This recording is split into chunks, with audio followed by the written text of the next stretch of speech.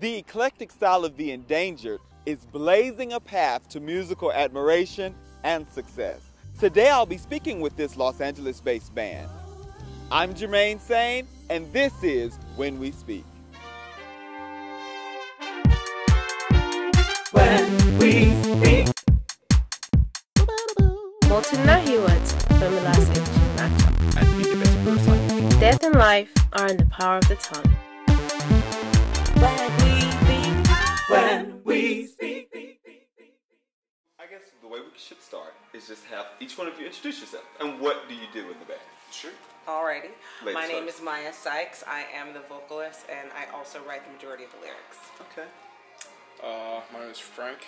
I am the bass player. I write the majority of bass parts.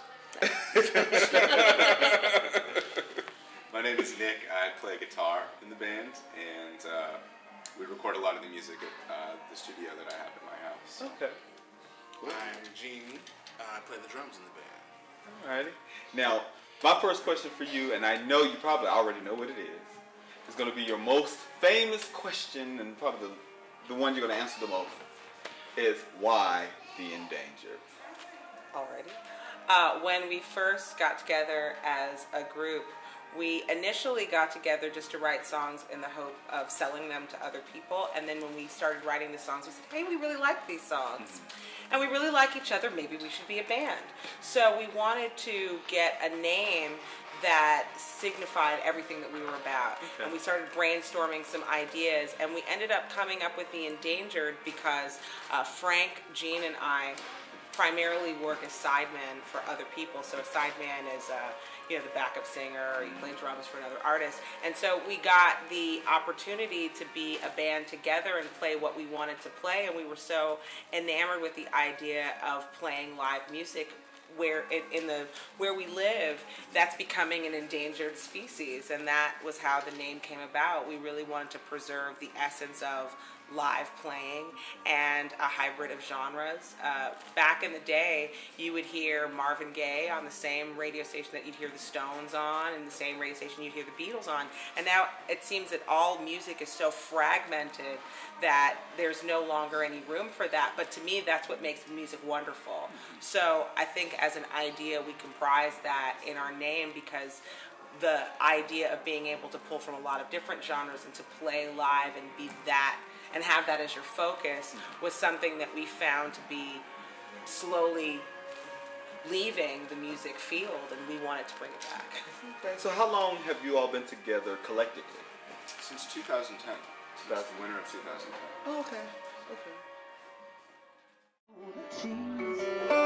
Every failure leaves me mystified, and down on my knees, so please, send me some love. I will keep waiting.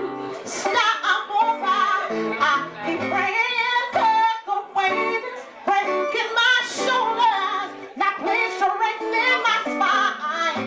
My faith is running out. But one thing is stop alright. Come and tell me what to do. I'm calling on you. So now, when I first thought of Endangered, of course the first thing that comes to my mind is endangered species or an endangered animal or something like that. And your theory is kind of the same, but not quite. But I definitely get where you're coming from. But I guess what I would want to know, since your name is Endangered, when I think of an animal that's endangered, we think of preserving that animal. Sure. Sometimes it's illegal to kill the animal or to bother their habitat. How would you like to preserve the element of band when it relates to music? It's a great question. For me, anyway, the collective experience of being in a band and receiving that energy in a live music context, I think is really special. So to me, that's the essence of what bands should be, is they should give you the energy and the essence of their music in a live setting, and that should also translate to a recorded setting as well. The best bands that I love listening to their records, but when I see them live, it's a totally different thing. And so we try to keep our music in a recording setting as something that you can enjoy, but when you see it live, I want it to be a total experience. And so you feel it, you sense it, you hear it, you move with it. To me, that's the essence of what live music is, and that's why it's so great and worth preserving in the first place. Okay. Anyone else? Like, she got it. She did it. I think it is interesting right now. I mean, we're seeing a lot more. We're seeing a return of a lot of live bands, and in a lot of different genres. And it's almost like the market became so oversaturated in the latter half of the 2000s that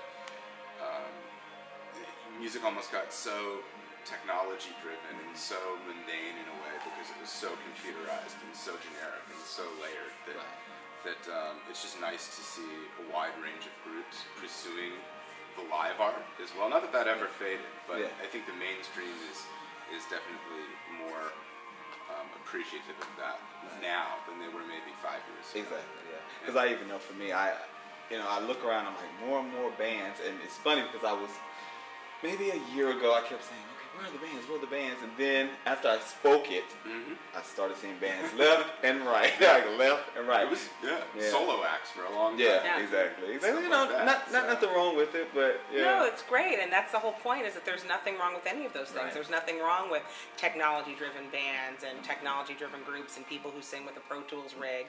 You know, I just hope that there is also a place for live soul music, and that, I mean, you haven't really seen a live soul band in a long time that has made it to the mainstream. I mean, Mint Condition's the last one I can really think of, maybe Arrested Development and Brand New Heavies, but you know, in the popular lexicon, live soul bands are still in the recess. So I think it's time for that to come to the forefront, and it slowly is. You see the emergence of various soul acts and what that does to the public. I mean, soul is the original form of music, but then it's indigenous to our country, so we should embrace it and celebrate it. We are so lucky to be free, to have new opportunities here in a land of milk and honey, with all our pockets filled with money. We're in the land of milk and honey. Baby, shake your haters off and go with me.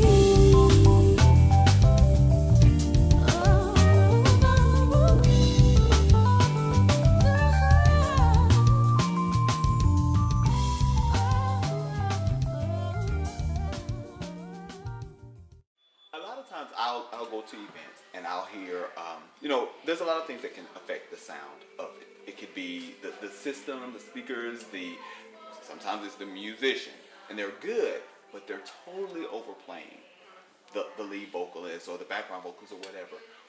How would you, if you're talking to an aspiring musician, how would you explain to them their role in a song when it comes to accompanying a vocalist? Listen first. Yeah, listening is big. And leaving enough space for the vocals. And a lot of times when we're writing, if we know that there's an intro section, for instance, and then it heads into a verse, we'll make sure the intro section might have more musical elements and more melodies going on, because we're not intervening on Maiya's vocals or cutting into those at all. But during a verse or a hook, we have to be cautious of the fact that we have to be supporting her, not getting in her way. Yeah. But then the converse is true as well. I think a lot of times vocalists don't think like musicians, and that would be helpful to them if they did.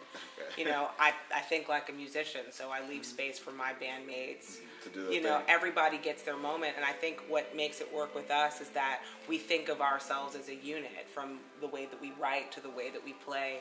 You know, when we're writing something, we come up with the form usually first before I put in the melody and the lyrics, but we do that as a whole, and then I present what I think works, and they'll say maybe change this and da-da-da. So our rule is you got to try everybody's idea. Okay. Everybody's idea gets tried out, and that way everybody has a space, everybody has a voice. No one person is more important than the other. We are a group, we are an entity, we are a unit, and we work the best when we function that way.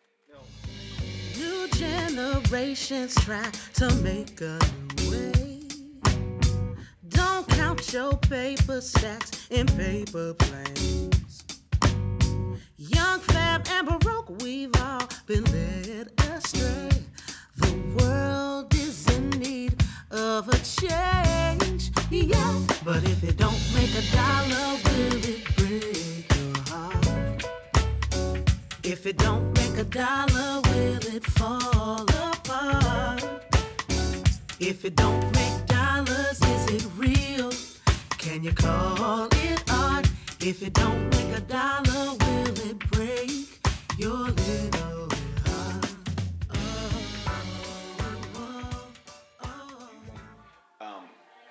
When you write to their music that they put together, what are you listening for musically before you even write? Well, any we words? put the music together. Yeah, she's just a part of that. Okay, do you play anything? I meant to Yeah, ask you I that. Do play you play keys, also? but you know, Okay. they'll decide, you know, the verse it should be this long and la la la la. And like I said, usually when I write lyrics, I want to tell a story. And I want it to be from a perspective that includes all of us. So I try not to just write about my own personal experiences. Like I wrote one song about the way Gene was talking to a girl. And you know, like I said, I wrote Dollars because we had that you know, particular experience. Like, and sometimes I use my personal experiences, but because I don't want to just say that when I'm singing it's about me, it's about us. So I try to write stories that I think we can all relate to. And everybody's had their heart broken and they've been disappointed, or they've had a really nice day, or you know, they've had a dream. So I try to pick subject matter that can be relatable to all of us. You know, but of course it has a feminine perspective, you know, at its core. I can't help that. Y'all, guess what? Our time is up. Oh. I know y'all don't want to leave me. That's okay. That's okay. But I got one question before we go. Sure. I want to ask each of you to finish my sentence. I am the most fulfilled when, and I'll let the ladies start. I am the most fulfilled when I get to sing and play with my group because I get to be my own person. Oh man. I know mine was really good. That's pretty good. He'll have anything now after that. I guess I'm the most fulfilled when I am playing music and, you know, having a comfortable life and doing the things that I want to do. I'm most fulfilled when I'm behind my instrument. I'm most fulfilled when I'm behind my instrument playing live or in the studio. I really love working in the studio, working on these songs with the band and collaborating in that environment. It's a big passion of mine. Great. Well, I'm most fulfilled sitting here talking to great artists like yourself. So once again, I want to thank y'all so much for taking time out to speak with me. I know you're very busy this weekend and, you know, going back and forth. But thank you so much. It means a lot. It's our pleasure. Thank you so much. Thank you. And I want to thank you for watching When We Speak. I want to thank the people here at Mint for allowing us to be here. And always remember that death and life are in the power of the tongue.